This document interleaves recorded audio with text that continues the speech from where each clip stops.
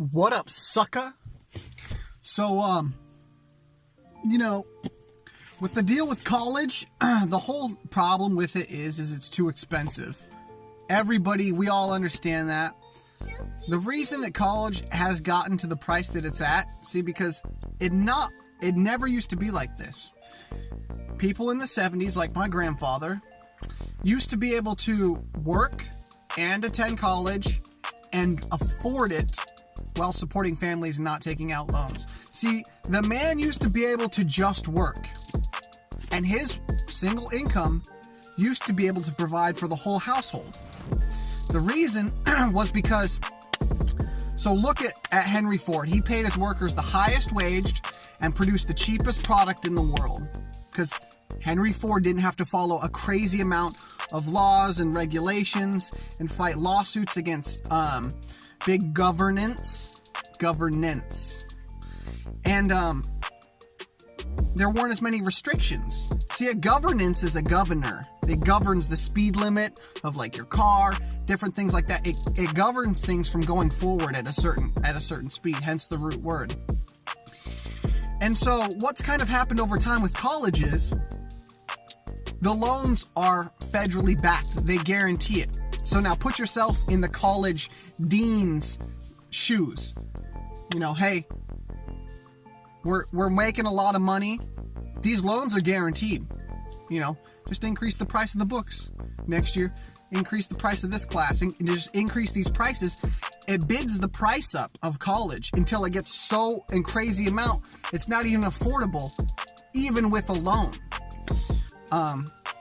And the reality is setting in where people realize 90% of the people that I know got out of college and they don't use it. It's actually irrelevant. It's really just a confidence game, and it's the fact that as a teenager, you've hit that demarcation, that threshold, where it's time to work. You're done going to school. It's real, you got Route A and you got Route B.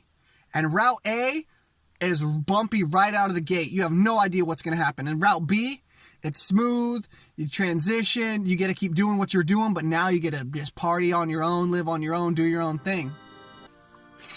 And, I don't even know what that means yet, because I haven't gone this route. I haven't even entered the workforce yet. And so that's what everybody's afraid of, is entering the workforce, but it's inevitable. Your parents should have already introduced you into the workforce. You should have a taste of workforce ethic, hustle, and your value in the marketplace at that age. See, because, I might have an organization, a company, a business. It's a business, an organization of people that makes revenue. And you might only be, let's say, 16, I think it's 14 you can work as a job. That's when I legally was gainfully employed. But you might only be able to sweep my floors, clean up at the end of the day maybe it's like a Subway sandwich and Subway place or something like that. Help prep the food, help clean up the workstation, sweep the floor. That brings value to my business. My managers don't have to even do that anymore. That frees up their time. They can do something even more productive. It's how much productivity can somebody at a younger age bring to an organization. And if you can't bring $12 an hour's worth of productivity to my company, I can't hire you. Number one, I can get dragged into court by, laws, regulatory bodies by doing something wrong. So that's a risk just hiring you. See, that's one reason that businesses are failing right now, is because the threshold you have to be able to bring somebody's organization, $14 an hour minimum, or $12 an hour minimum wage. What that does is that prices out somebody who's 3 years younger, who has less experience than you in working, and they can't even get that job. And so it just basically locks people who are 35, 40, 20, 45 working at McDonald's, because they can get that job over the kid who's 16. Because of course I'm going to hire somebody who's 45 years of experience. They've been talking to people, they've been hustling, they get it, they've taken trash out plenty of times, they're not going to cause any problems with it, they're going to be fluent, they're going to be the best bang for my buck, paying them $12 an hour versus hiring the 15-year-old kid. So what it does is it bids the youth out of a job. Now, college is kind of a confidence game. It's a con game.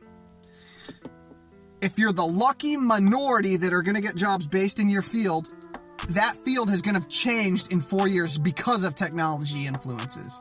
That's just the raw fact of it. So it's really parents' fault for encouraging and forcing these kids to go to college. I wouldn't do it for my kid. It is not actually where education comes from. Education is from the Latin word educo, which means like to derive from within. You know, you're passionate about something, you have Google, you're naturally going to Google shit about that thing. And so education has nothing to do with school. School is information gathering at a physical location. Maybe it's good, maybe it's not. There's a certain threshold of amount, but it's really just a way to get you to where you owe a lot of dollars. And now that college can they have proof of income for them. They're like, we're a poppin' business.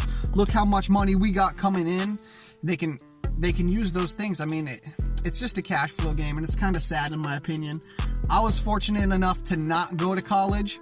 I asked my mom, I asked my grandma. I remember asking 3 or 4 or 5 different adults, even a couple teachers, should I go to college? You know, what do you think? What should I do? And the majority of them said, no, you know, I went to college. I mean, my grandma was still paying off her student loans from as a nurse for 30, 45 years. And, just with that, I was like, that doesn't even make sense in my mind. And I was asking all my friends, what are you going for? What are you interested? What are you going to do? Because I took it really serious. And apparently they didn't, because they're like, I'm going for basics. I'm going for basics. I'm like, well, what's that? Well, you got to take a cooking, you got to take this, you got to take another math class. I'm like, none of that's relevant to what I want to work for in the future. I don't want in the future work for home ec. And I'm going to pay for that? I'm going to owe that? No, like, you're stupid. And I'm not doing it.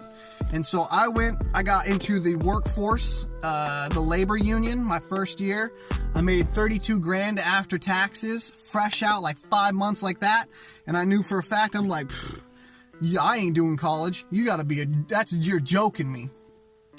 And, you know, that's kind of what I've been doing. But now I do low voltage tech stuff, which is even better because I work for myself. And, I couldn't even get fired. I worked for so many different other companies doing odds and ends and stuff. I am irreplaceable by the fact that other people are being replaced by me. Dose.